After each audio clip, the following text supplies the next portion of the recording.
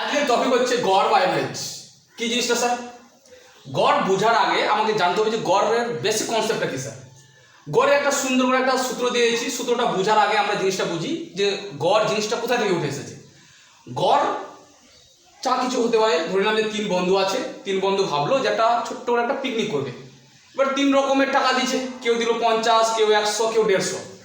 কিন্তু যখন খাবারটা খাবে, এরকম তো না যে টাকা যেরকম দিচ্ছে সেভাবে খাবে, খাবে একই পরিমাণ। কিন্তু এবার যদি ভাবে যে স্যার তাহলে কত টাকার খাবার প্রত্যেকের জন্য নিয়ে আসবো, তার জন্য আমাদের গড় জিনিসটাকে বুঝতে হবে।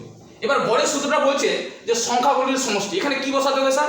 ওই যে তিনটা বন্ধু ছিল, ওই তিনটা বন্ধুর টাকাটা, কেউ দিল 150, তাহলে কেউ দিল 100, কেউ দিল 50, এটার যোগ করবো।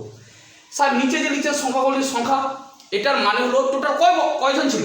টোটাল ছিল তিনজন। তাহলে এই তিনজন দিয়ে যদি আমরা ভাগ করি, এটা বেসিক কনসেপ্ট, তাহলে আমরা গড়কে পাবো।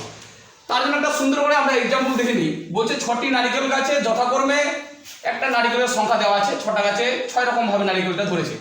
তাহলে বলেন তো ওই 6টা গাছে গড়ে নারিকেল কত করে ধরেছে?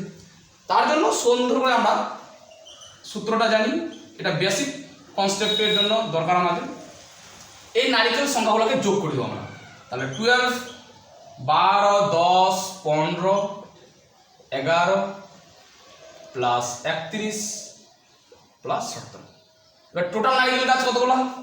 6টা। তাহলে 6 দিয়ে ভাগ করবো স্যার, এদের যোগটা করবো।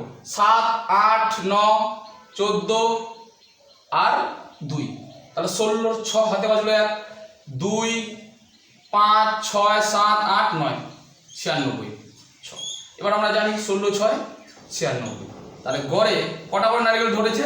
16টা করে। হ্যাঁ, তাহলে এটাই হলো বেসিক কনসেপ্ট গড়ে। এবার যাই হোক,